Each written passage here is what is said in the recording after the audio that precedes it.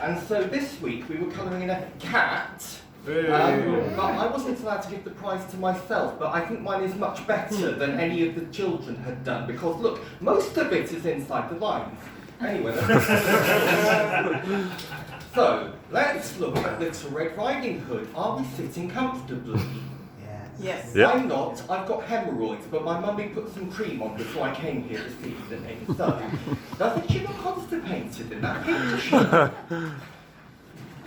Any of you heard this story before? Yeah. No? Okay. So, Little Red Riding Hood was sent by her mummy to take her granny some cake and wine because her granny was feeling unwell. That's not realistic, though. If you feel unwell, your mummy gives you extra hugs and kisses and makes you chicken soup. And wine is a bad drink that makes people do regretful things, doesn't it? Like feeling playful and taking off their clothes at the 5th form prom, and then you can't collect your BTEC results because you get suspended. So, Little Red Riding Hood is taking her granny some cake and wine when she comes across this wolf in the forest who asked her where she's going. She tells him that she's going to see her granny and tells him the address. But I was told not to talk to any strangers, and especially girls, because they might corrupt me. That's what my mum told me.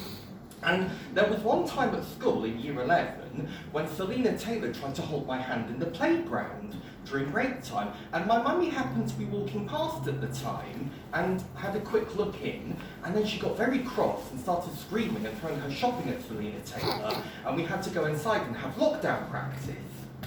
So, the wolf goes ahead and swallows Granny whole. I don't think that would have happened. You see, wolves don't swallow people whole. Wolves rip flesh off of their dinner, like in this picture here. So I don't think Granny would have been swallowed whole by the wolf. Good day. Good day. Thank you for having me. I know you've all been expecting me. Is there somebody stealing my limelight? And then, when Little Red Riding Hood goes to Granny's house, the wolf has changed into Granny's clothes, and she thinks that the wolf is Granny. Now, my sister has a husky, and I think that they look very different. Look, here's a wolf and here's a woman. They look different. I don't know how Little Red Riding Hood could have gotten them confused. It's a very silly story so far, I think. So, then the wolf tries to eat Little Red Riding Hood, but she screams, and then a woodcutter appears out of nowhere and slices open Granny, perhaps a bit like this. Some of you look upset. It's a sad story, isn't it? And then Granny apparently jumps out of the wolf's stomach whole. She wouldn't have, would she? We've already established that the wolf would have ripped her flesh from her carcass. And anyway, it's a sad story. And anyway, it's very unrealistic. The wolf's stomach acid would have a pH of 1.5, which means that Granny would have disintegrated and would have looked more like this, really, wouldn't she? So, that's the end of story time. Is that the end of the time, or is there going to be rhyme time as well? Right. About 5, 6 if you recall. Right. Well, more? Oh, so let's now do rhyme time. We're going to do Incy, Wincy, Spider. Has anybody done this rhyme before? Yeah. Now, it's very important that you only do the actions on your own leg.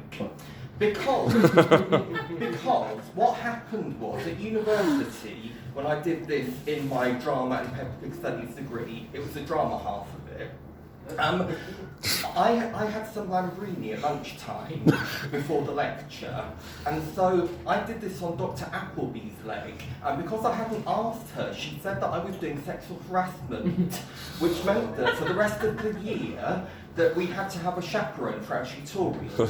So Dr. Masters had to be there as well. So, now, this is Incy Wincy Spider. That's not a realistic picture though, because spiders don't wear hats. Now, a real spider... Oh! Where's he gone? I had him on the tube.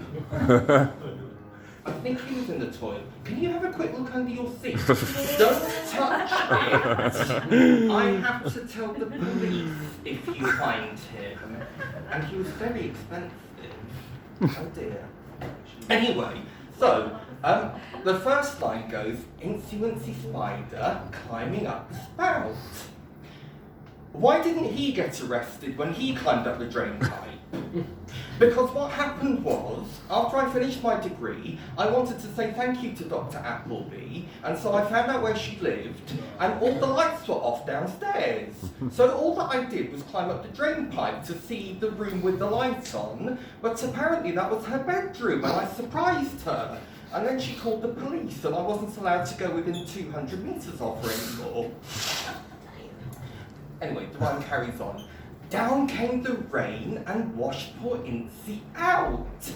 I don't know why some of you are smiling, because I think he would have been quite sad at this point, don't you? It would be like at school when the big boys flush your head down the toilet to prove how strong and manly they are.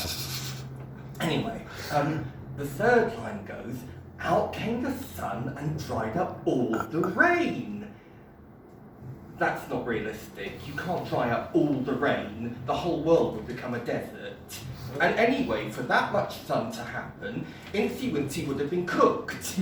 And he would have looked a bit like this. I know, that's not nice, is it?